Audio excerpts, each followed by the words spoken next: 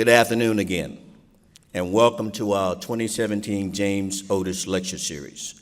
This is the 9th annual lecture celebrating Constitution Day. Again, I'm Dennis Cannon. I'm currently serving as the 2017 president of the South Carolina chapter of the American Board of Trial Advocates, commonly known as ABOTA. At the outset, I want to extend congratulations to all of the students that have been selected as James Otis Scholars. We requested each high school, with the exception of a few, to choose 2 outstanding students to attend today's program. Your selection as a representative of your high school is a great compliment to your achievement and reputation at your school, and it indicates the high regard in which you are held by your school's administration. It is our honor to present this Constitution Day program to such an esteemed group of high school students who will help shape and guide our state and country in the future. Let me make some comments about the program. Every year, the topic of this lecture changes. Today, the program centers on separation of powers and courageous judges. We are honored to have 2 distinguished jurists, Judge Aphrodite Konduros of the South Carolina Court of Appeals and Judge Richard M. Gergel of the United States District Court, speak on these issues. Now let me tell you a little bit about ABOTA, the American Board of Trial Advocates. It is a national association of trial lawyers dedicated to preserving the 7th Amendment of the United States Constitution, the right to trial by jury in civil cases. Preserving the right of our citizens to have disputes resolved by fellow citizens is a fundamental right of our society, one that is not enjoyed by most people in the world, and we must ensure that it is not limited or threatened in any way. In addition to preserving the jury trial, ABOTA is dedicated to professionalism and civility in the practice of law. In a time where concerns about professionalism and civility among lawyers is increasing, ABOTA is engaged in an effort to nationally restore and promote civility and professionalism among trial lawyers. We believe very strongly that each lawyer should show the utmost respect for opposing counsel, the court, and the entire litigation process. We promote the golden rule in our profession: to treat others as you would expect them to treat you. We hope that this program this afternoon, we hope that you leave this program this afternoon with a renewed enthusiasm and interest in our Constitution and its founders, and a desire to learn more about this truly remarkable document. At this time, join me in standing for the presentation of the colors. Face. Present. Colors. Please join me in the Pledge of Allegiance. I pledge allegiance to the flag of the United States of America and to the republic for which it stands, one nation, under God, indivisible, with liberty and justice for all. Good afternoon. My name is Sam Mabry. I'm a 1974 graduate of Hillcrest High School in Simpsonville, South Carolina. Seems like that was about 5 years ago, but unfortunately it's not. I'm here to answer the question that I'm sure is keeping you up at night, kept me up at night in high school, and that is, who was James Otis? James Otis was a Boston lawyer. In February of 1761, he argued a case to the Massachusetts court that John Adams, the 2nd president of the United States, credited as the spark that ignited the American Revolution. James Otis is described as as the forgotten founder of this country. He coined the phrase in his argument to the Massachusetts court: a man's home is his castle, or now it would be a person's home is their castle. And he is called by many historians as the father of the Revolution from England. So in talking about James Otis, I want to talk about this afternoon 3 things. The first is the characters involved. The second is the circumstances involved, and then the third is actually the case that was argued. So let's talk about first the characters. The first obviously important character is James Otis, who was actually James Otis Jr. He was born in February 1725, and his father, James Otis Sr., was a prominent lawyer in the English Massachusetts colony. He grew up in the Cape Cod area and attended what was then Harvard College. He married a woman named Ruth Cunningham, who was a daughter of a well-to-do family in the Boston colony. Apparently, they did not have a happy marriage. They apparently were of separate political views, would be akin to a husband who's a Trump fan marrying a wife who's a Bernie Sanders fan. And apparently it was not a very happy marriage because of their political differences. In 1761, at the time of this case, he was Vice Admiralty Counsel, which was a position with the English or the British government and was a very well-paying position. The second, and you have a picture of James Otis on the front of your program. The second character we want to talk about is a man named Francis Bernard, who was the governor of the Massachusetts colony, and this is his picture. Now, growing up, my mother's mother, my grandmother, would not let us throw away clothes because she would say it was always going to come back in style. Well, I'm thankful this look never came back in style. Then the third person we want to talk about is Thomas Hutchinson, who was the Chief Justice of the Massachusetts Court. Now, there was a little bit of intrigue here or issue with the Otis family. James Otis Jr. and his father both thought that James Otis Sr. should have gotten the Chief Justice role on the Massachusetts Supreme Court, and instead it went to Hutchinson. So there was a lot of animosity between the Otis family and Bernard over the appointment of Hutchinson as Chief Justice of the Massachusetts Court. Now, that's the characters. What are the circumstances? The French and Indian War had ended. I don't know how many of you have seen the movie Last of the Mohicans with Daniel Day-Lewis. That's a fictionalized account of some incidents that occurred during the French and Indian War. If you haven't seen that movie, it's a great movie to watch because it was filmed around Asheville, North Carolina, and has some beautiful scenery of the Asheville area. As a result of the French and Indian War, the British government had run up a huge debt, and they started passing acts. The Navigation Act, the Sugar Act were some examples that taxed goods that were coming into and being used in the Massachusetts colony. Now, what happens with it, when there's a tax like that, automatically people start doing things to avoid the tax. So smuggling became rampant, where they would try to smuggle goods into the Massachusetts colony and not have to pay the taxes.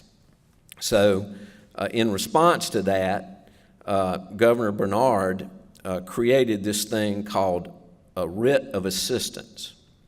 And the writ of assistance allowed customs inspectors absolute power to investigate homes, ships, warehouses, in any area they saw fit to look for smuggled goods.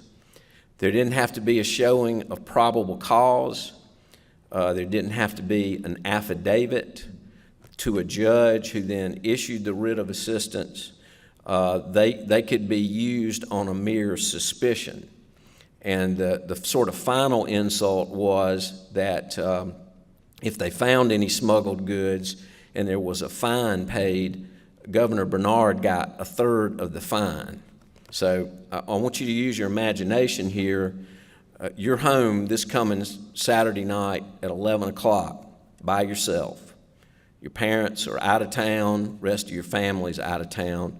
You're home at 11 because your parents told you to be home by 11 and you did what they said. Now, I told you had to use your imagination. So all of a sudden you're there by yourself, you get a knock on the door. You look out and there stands a customs agent. On either side of him are two outfitted South Carolina National Guardsmen with weapons. So you open the door and say, "What do you want?" The customs agent says, "Well, we've got this writ of assistance. We think you've got illegal goods in your house. We've already broken into your storage building out back and hadn't found any goods, but we think there's some in this house." So you ask, well, what judge issued that writ of assistance? Nobody. The Governor Haley issued it. Well, who says I've got goods in here? We don't have to tell you. We just think they're in here and we're coming in looking for them. And oh, by the way, if we find any illegal goods and you're fined, Governor Haley, who issued the writ of assistance, gets a third of the fine. So that's what the colonists were facing. Now, those are the circumstances. Here's the case. 63 or 64 people, including Thomas Hancock, hired James Otis Jr. to oppose these writs of assistance. He quit his lucrative job as Admiralty Counsel and took this case pro bono, which is fancy lawyer word for free. And he resigned the Vice Admiralty Counsel position. And he argued on February 24th, 1761, at a hearing against these writs of assistance. He argued for 5 hours before his father's opponent, Thomas Hutchinson. He raised all kinds of issues about the writs of assistance, but primarily argued that a man's home is his castle and it should be as protected from invasion by outsiders as the king's castle. Unfortunately, he did not win the case, but John Adams, who was there, credited this case and the argument that James Otis Jr. made as being the spark that ignited the American Revolution.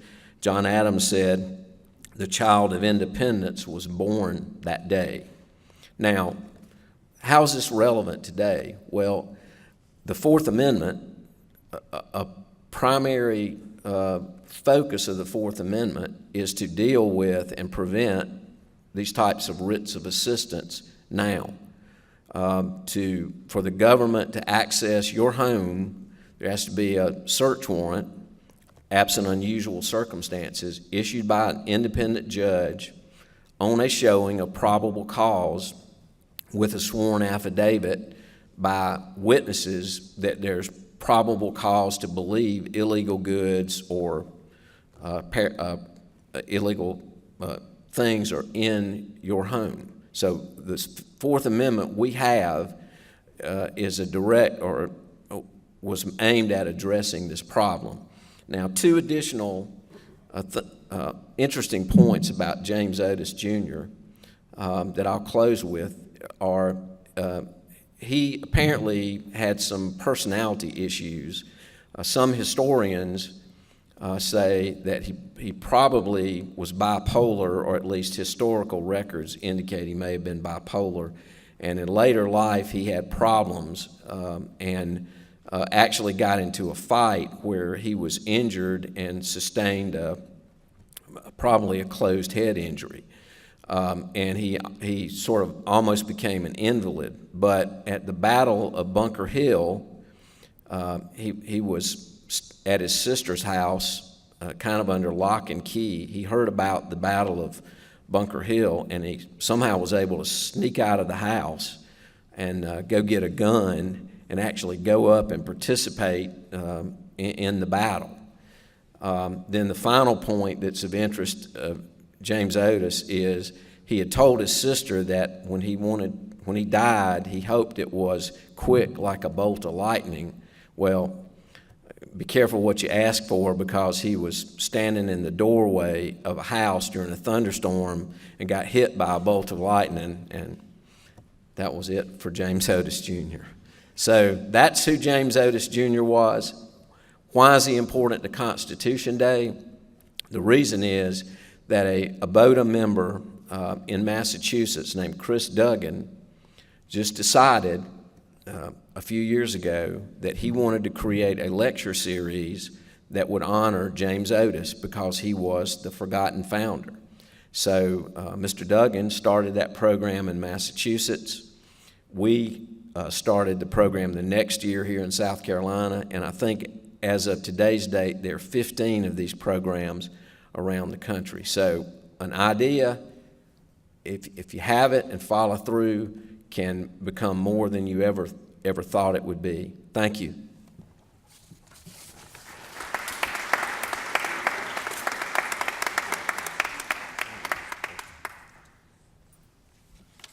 Thank you, Sam. It is now my high honor and distinct privilege to introduce to you the Honorable Aphrodite Konduros. Judge Konduros is a member of the South Carolina Court of Appeals.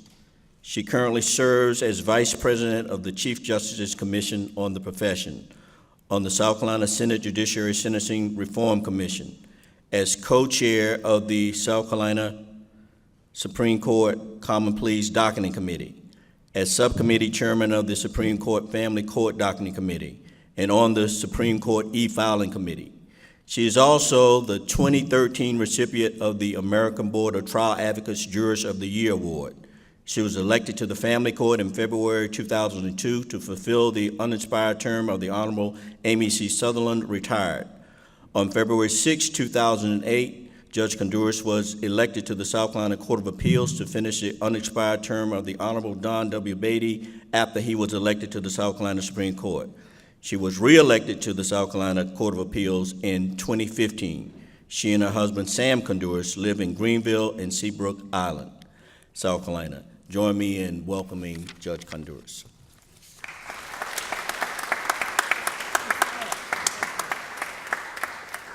Good afternoon, everyone. I hope you're not too sleepy in this warm room. Don't nod off, stand up if you have to. Thank you for having me today. I think it's either my third or fourth year I've been able to be with you, or an earlier iteration of you. I understand from Mr. Collins there's 95, which might be the largest year ever.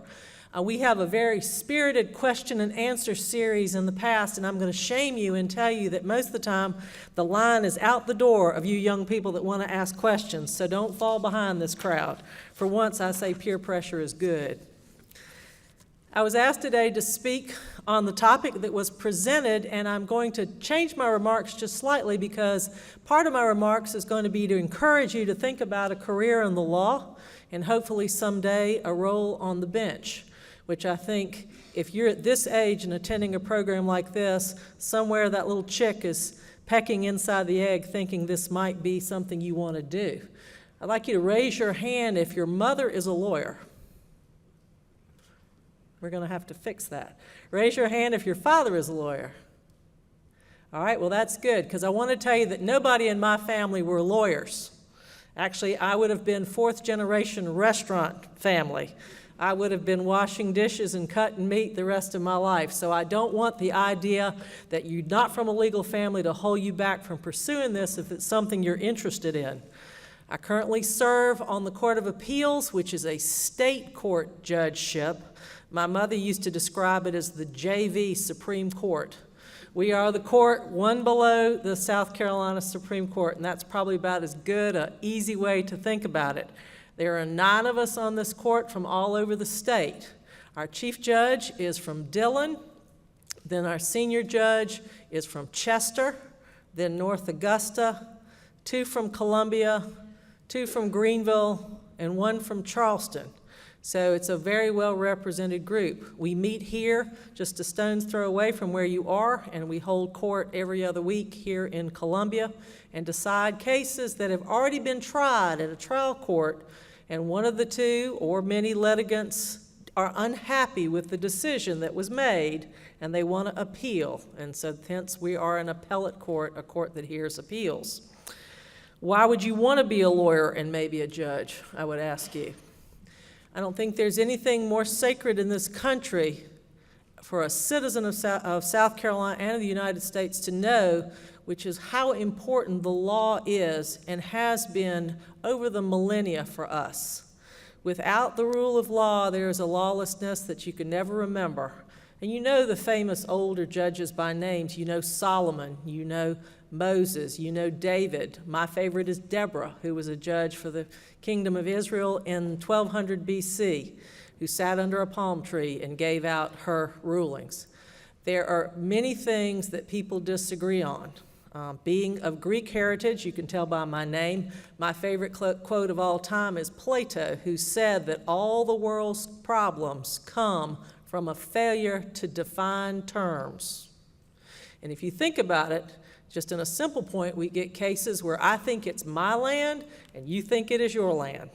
And we cannot agree where the boundary line is. And that would be a very simple thing where we have not defined the term of where the line is. One of the reasons why you might want to be a lawyer is because you have a curious mind. You're interested in new things. You like to change things around you. And I will tell you, there is nothing better than being a lawyer if you have that kind of mind. Because it doesn't matter if you were a PE major, physical education in college, or whether you studied political science. You can pretty much go to law school any way you want. If you look around this room, I'm just going to make up some lawsuits that might come out of this room, okay? Y'all are sitting at these beautiful desks. They were designed and built just for this room.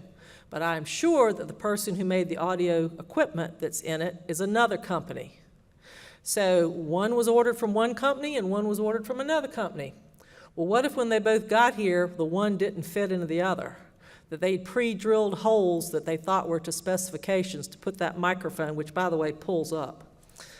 And the hole was over there in the middle. And the audio people go, no, we did it by the specs. And the table people go, no, we did it by the specs. There's one. What if the curtains aren't up to the fire code? We'd have to decide whether they've been here 100 years and they're exempt from the fire code, or whether they were put in wrong by that company, or how the carpet was woven, or whether they said they'd always have these globes that go on these lights, so whenever you break one, we'll send you another one. Well, they quit making them, so we're going to have to put a different globe, or we're going to have to change this whole light. There's so many things like that. And so then you would learn about lights, and you'd learn about furniture, and you'd learn about audio equipment, and you'd learn about weaving rugs, and you'd learn about curtains. And that is one of the glorious things about being a lawyer, is that you never have to do the same thing. Now, I will tell you, there's people that just do one type of law, and they become very good. But within that, there's always little things like that that you have to learn. So what you took in chemistry or biology or English or even French become important to you. Later on when you're a lawyer, go, I remember that. Professor Hill in 9th grade told me X, Y, Z. And then you start researching from there. I urge you to read anything in front of you. If you go and look at a newsstand, if there's still such a thing, or go online in your Kindle and look at what newspapers are available, pick the one that interests you the least and work on that area. There is nothing worse than being a 17-year-old and being told to read the Wall Street Journal. So that's what you should do. And after you've read it for 2 weeks, you'll be spouting off interesting things at the dinner table about it if you're a complete nerd like me. Nerdiness is a wonderful thing to have in the law. Lawyers are not subject to peer pressure on the whole. They have learned to stand on their own feet and make their own decisions about things. So I highly encourage you to think about it. I've got some of my girls here from Palmetto Girl State. They've heard me give this speech before. I think it's been the most wonderful thing I've ever done. I finished law school 32 years ago, and it does feel like yesterday, Mr. Mabry. All right, this is one of my favorite quotes, and we're going to talk about judges. The current Chief Justice of the United States, John Roberts, said this, and I love it. Judges are like umpires. Umpires don't make the rules, they apply them. The role of an umpire and a judge is critical. They make sure everybody plays by the rules, but it is a limited role. No one ever went to the ball game to see the umpire. And I hope at the end of a trial, sometimes you don't even know who the judge was, that it just mattered what the case was about. So I'm not going to talk super long because we've got Federal Judge Gergel behind me, and anyone who handled the death penalty for Dylann Roof is going to be much more interesting than I am, and we're lucky to have him with us here today. Social media. Social media has made it hard on all judges, on police, on anyone who acts under color of law. It really has, because I'm afraid not smart people like you that would be at James Otis, but other people believe what they read on social media. They believe what they read on their phone, iPad, and whatever. If it's said 3 times, it has come down from the Holy of Holies, and they believe it. There was a wonderful commercial with some insurance company a few years back that talked about, well, I heard it on the internet, when they're like, well, it must be true. And people do feel like that. And I can remember watching a long trial on court TV and saying after the 3rd day, they'll never convict that woman. And it went on for another 6 weeks, and the news people were talking about how guilty she was, and the jurors that had been struck were talking about how guilty he was, and her neighbors were talking about, and the jury was out for 45 minutes and came back with not guilty. And then everybody screamed and hollered about it.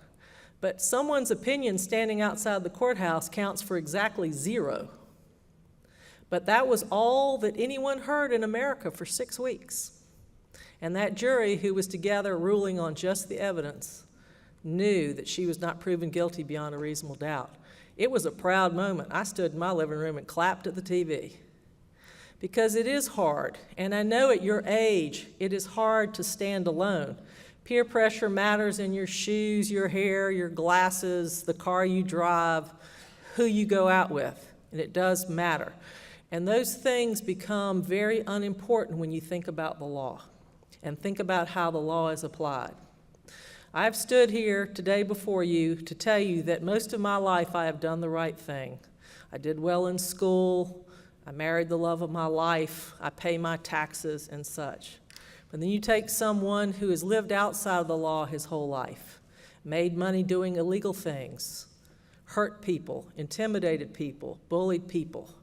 Here's the beauty of it all. The law should apply to him the same way it applies to me.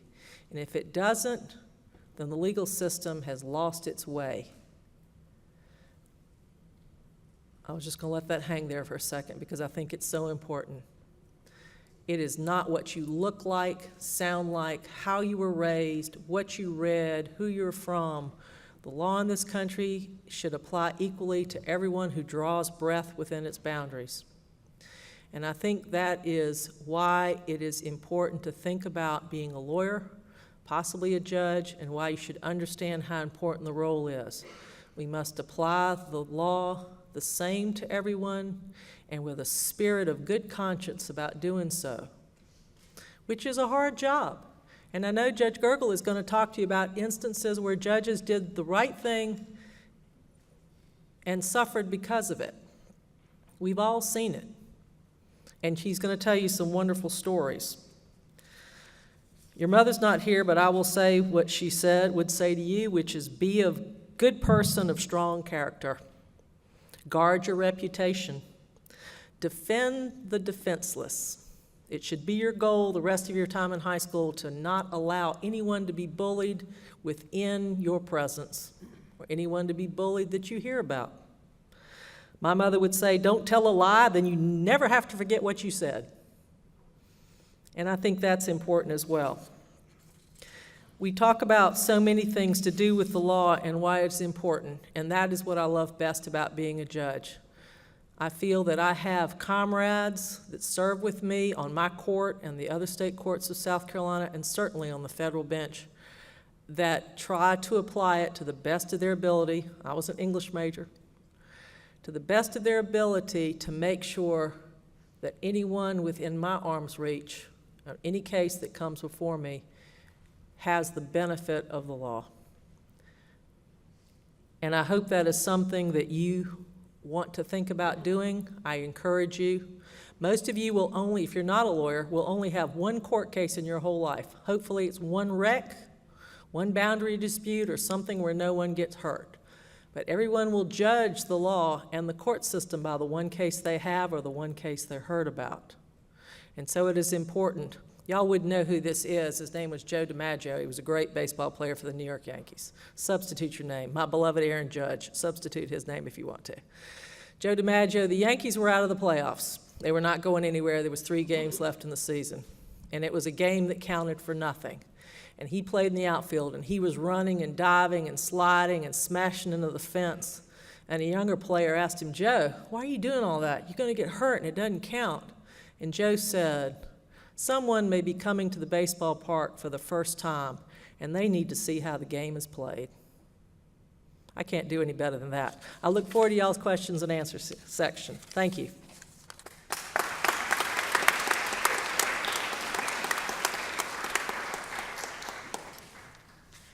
Thank you, Judge Konduros. As always, a wonderful presentation, and we appreciate you being with us again. Thank you.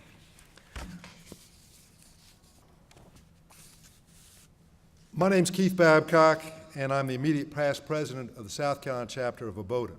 Today, it's my honor and pleasure to introduce the next speaker. And that phrase, honor and pleasure, is one that's frequently used at the start of an introduction. But given my background with the next speaker, I really do mean it. I've known the next speaker since we were young lawyers practicing in Columbia in the early 1980s. We belonged to the same synagogue and had sons on the same bar mitzvah cycle one year. I've known his wife, Belinda, who is up there. I saw her come in, and her 2 sons, and one of her sons, the sons Richie, is here, and they're just a great family, and we appreciate you all being here today. Because I've known him so long, I'm not going to give a traditional introduction. Now, in a traditional introduction, I'd tell you that he grew up in Columbia, and he received his undergraduate degree from Duke University in 1975, and graduated from Duke University Law School in 1979. Now, you can probably guess which team he roots for in college basketball. And it would be really in bad form if I were to mention a certain basketball game back in the second round of the playoffs this year when Carolina had its shining moment and Duke didn't have its. But I wouldn't mention something like that today. And again, I'm not going to give a traditional introduction. Because you see, in a traditional introduction, I'd tell you that he practiced law in Columbia from 1979 to 2010, and he focused his practice on complex civil litigation. But again, I'm not going to give a traditional introduction today. Because if it was a traditional introduction, the next thing I'd tell you was that he was nominated to be a United States District Court judge by President Barack Obama, and that he was confirmed unanimously. And in today's political world, that just doesn't happen. By the United States Senate on August 5, 2010, which is my birthday, by the way.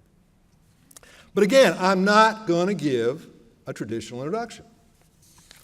Because in a traditional introduction, I tell you he was the founding president of the South Carolina Supreme Court Historical Society, and he's spoken on a number of occasions on various historical topics, including Briggs versus Elliott, which was one of the 5 cases that together formed the landmark Brown versus Board of Education decision.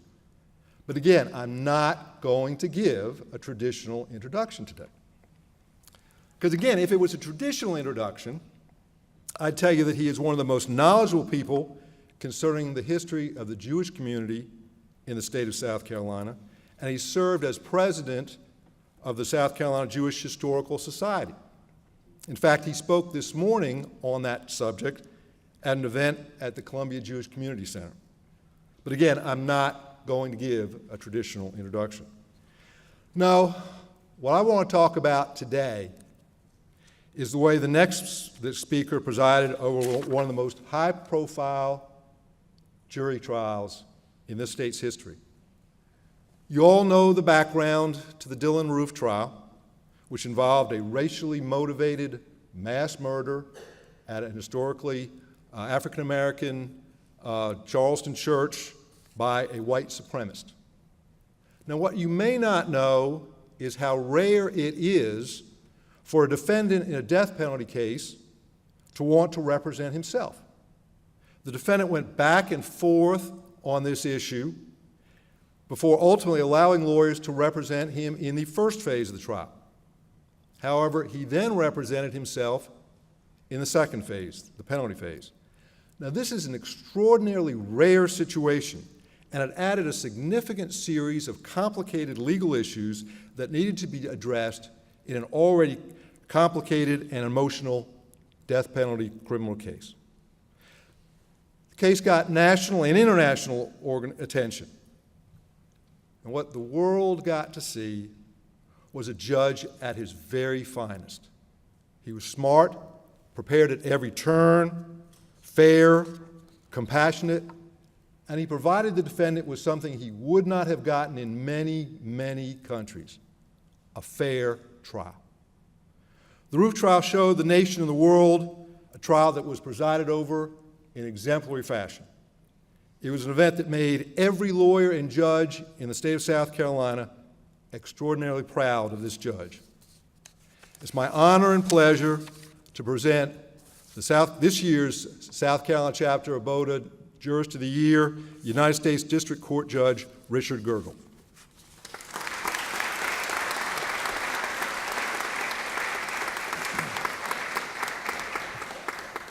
Well, it is certainly my privilege to be here for this James Otis Lecture on the American Constitution Day.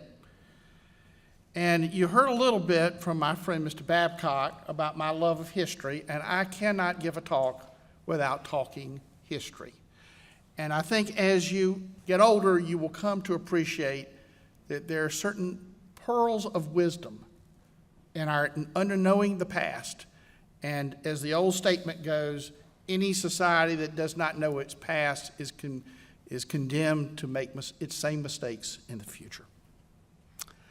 I want to highlight today the critical role that courageous citizens have played in the past in upholding the pillars of American constitutional law.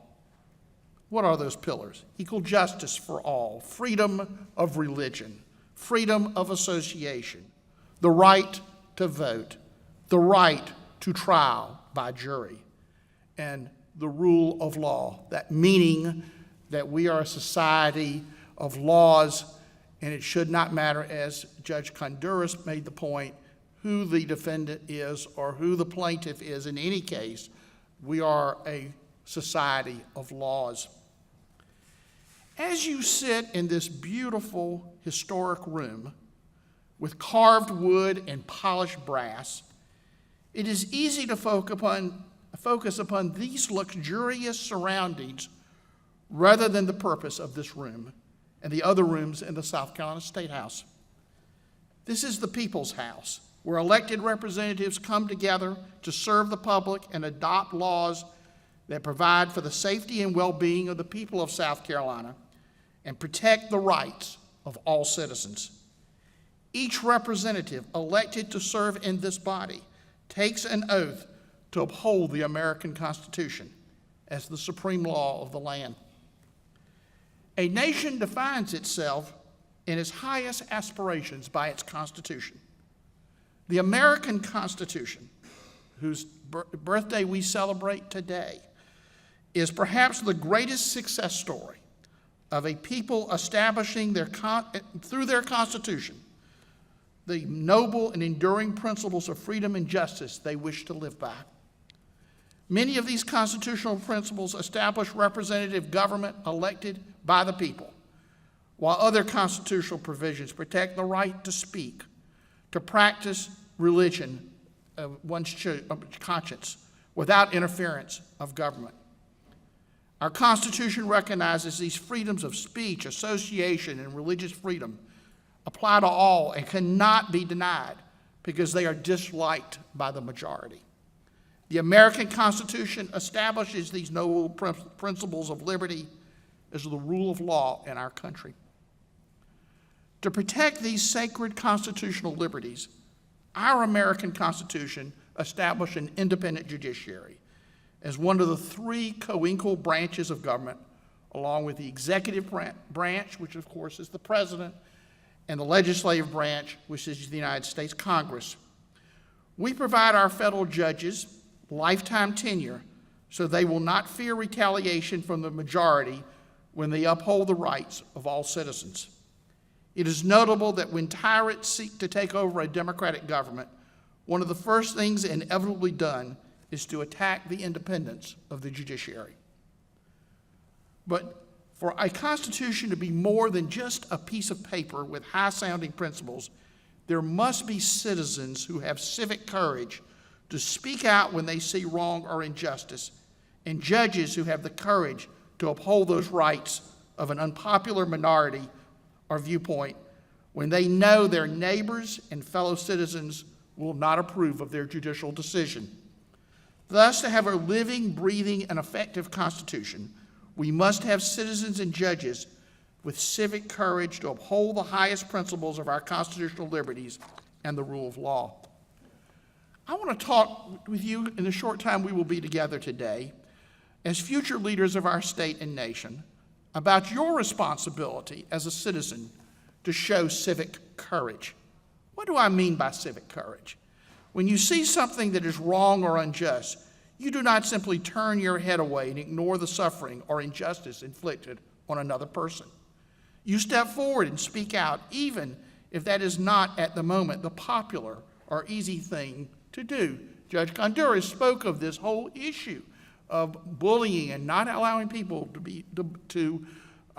be bullied in your presence. As the great philosopher Edwin Burke once said, the only thing necessary for the triumph of evil is for good people to do nothing. I want to share with you today from our state's history the story of South Carolinians who showed great civic courage. They were unwilling to remain silent in the face of injustice, and today we celebrate their civic courage in upholding the highest principles of the American Constitution and the rules of law. These great South Carolinians from our state's past may not be familiar names to you, but I believe represent our greatest and noblest traditions as a people. The first person I want to bring to your attention is a woman by the name of Angelina Grimke. Ms. Grimke was born in 1805 into a wealthy and prominent Charleston family. She had every luxury and privilege then available. This included numerous household slaves who would clean her house, wash her clothes, and cook her meals. But unlike most wealthy Charlestonians of her day, she began to see the evil of slavery and concluded that the ownership of one person by another was immoral and ungodly.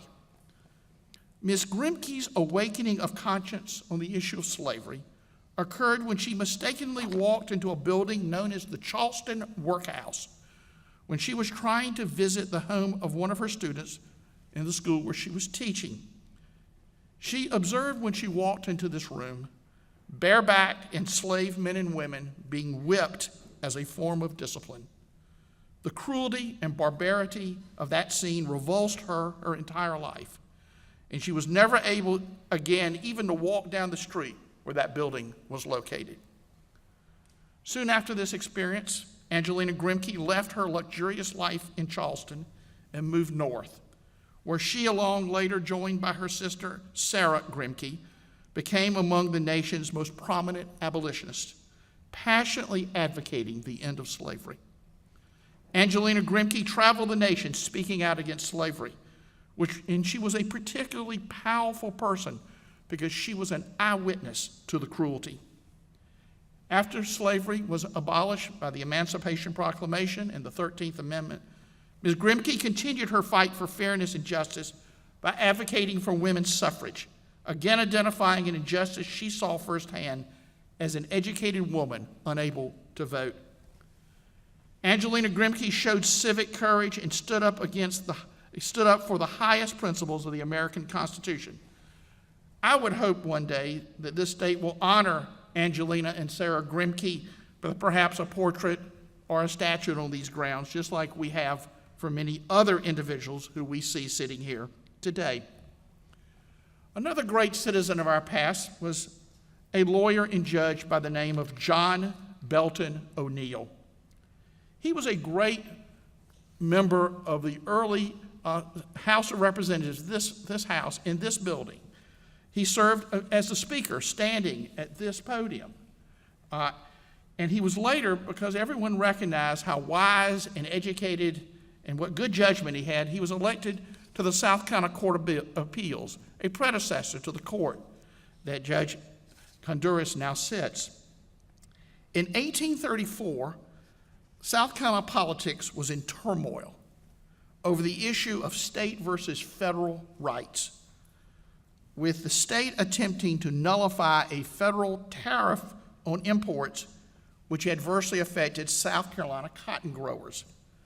This was the battle over federal versus state control that a generation later would lead to civil war. In the midst of what was then known as the nullification crisis, the South Carolina General Assembly passed a law requiring members of the state militia to take an oath pledging loyalty to the state rather than the national government.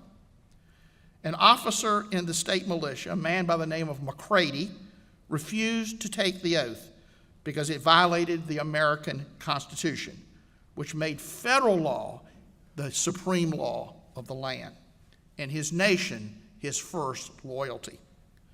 When he was kicked out of the South Carolina militia, McCready filed suit challenging the constitutionality of the loyalty oath, which then appeared on the docket of the South Carolina Court of Appeals.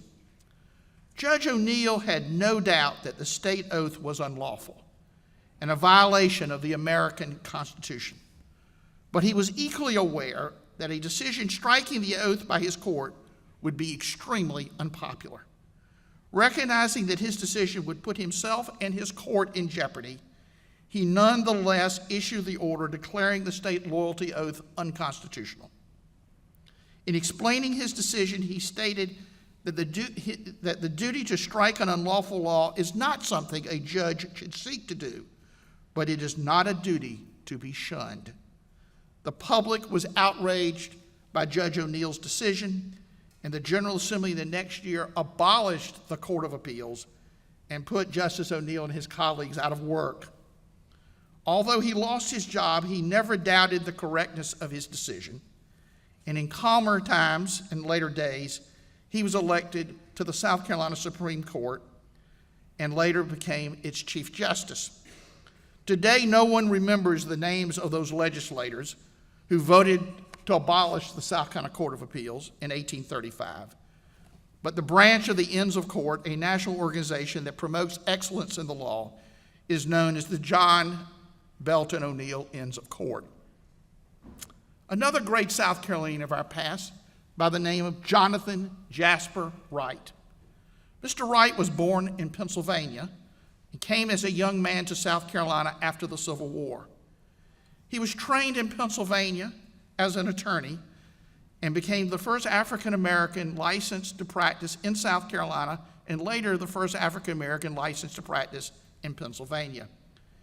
He served in this building as a state senator from Beaufort County and was actively involved in promoting the establishment of the public education system in South Carolina, which you now are participating in. In 1870, he was elected as an Associate Justice of the South Carolina Supreme Court in this chamber, in this room, marking the first time an African American in American history had been elected a judge. In 1877, a highly controversial case came before the South Carolina Supreme Court involving the validity of the 1876 election for governor.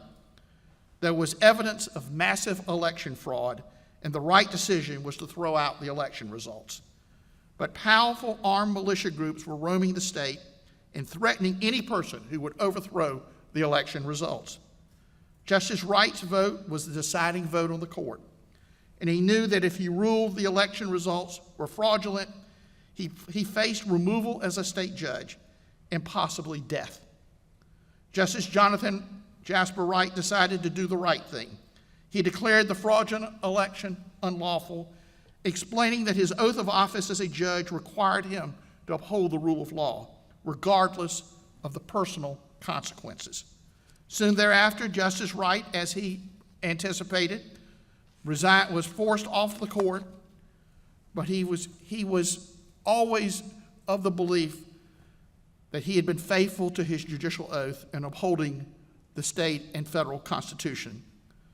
Though Justice Wright was denounced by many during his day, the South Carolina Supreme Court now honors him, and his portrait is displayed in the lobby of the Supreme Court among the greatest justices in South Carolina history.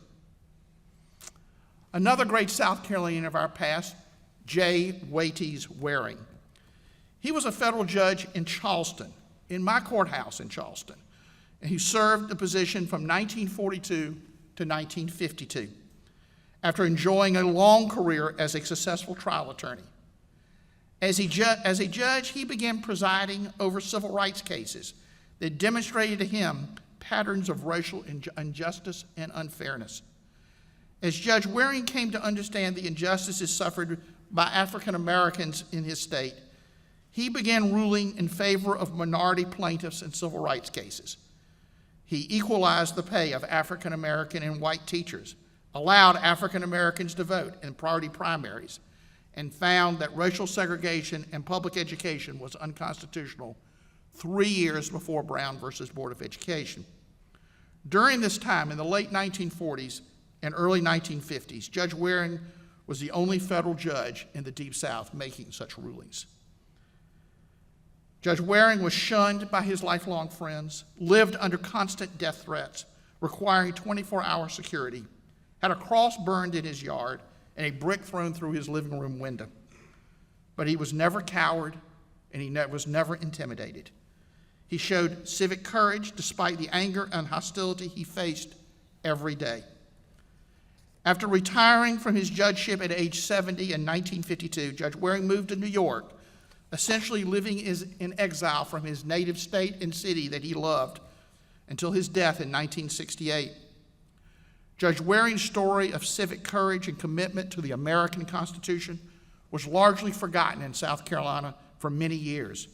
But recently, Judge Waring's great story was rediscovered by a new generation of South Carolinians who undertook efforts to honor him for his courage. In 2014, a statue honoring Judge Waring was erected at the federal courthouse in Charleston. And in 2015, the federal courthouse was renamed by the United States Congress the J. Otis Waring Federal Judicial Center. The last person I want to share with you was a dear friend of mine, and for a dear friend of many in ABOTA, Matthew J. Perry. Mr. Perry was born in Columbia in 1921, the son of a seamstress and a disabled World War I veteran. He served in the Army in World War II, and as an African-American soldier, was outraged when he saw Italian prisoners of war among our enemies in World War II being served in a restaurant at a train depot, while American soldiers were required to get their food at the back door of the restaurant.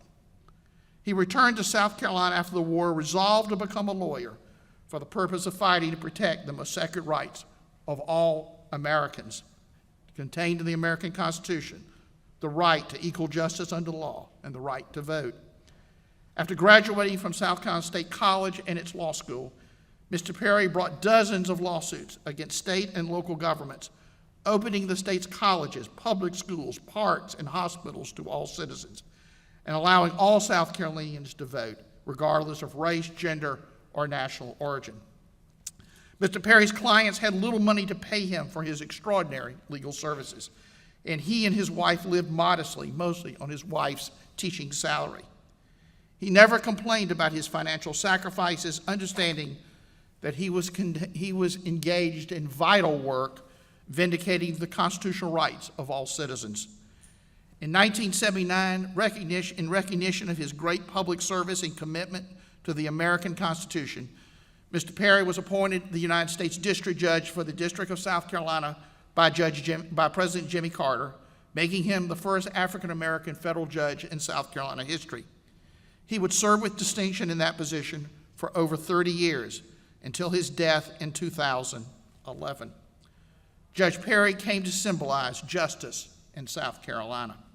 The federal courthouse in Columbia was named for Judge Perry in 2004 in recognition of his civic courage and commitment to the American Constitution and the rule of law. It warmed my heart to see that the book on Judge Perry was given to each of you, and I urge you to read that book. You will notice a Gergel name on that book. That's my wife, is one of the co-editors of that book. And one of my great personal honors was being sworn in as a federal judge by Judge Perry. Now, these stories of great South Carolinians who stood up for the American Constitution and the rule of law must not simply be about our past history, but must be carried on into the future. That is, of course, your responsibility as future leaders of our state and nation. Sitting in this room among you may be the future Angelina Grimke, James Belton ONeal, Jonathan Jasper Wright, Waities Waring, or Matthew Perry. Each of these great South Carolinians as young persons had to pick a path to embrace their roles as courageous citizens committed to fight for and uphold the highest principles of the American Constitution. It will soon be your turn as the torch of American liberty is passed to the next generation.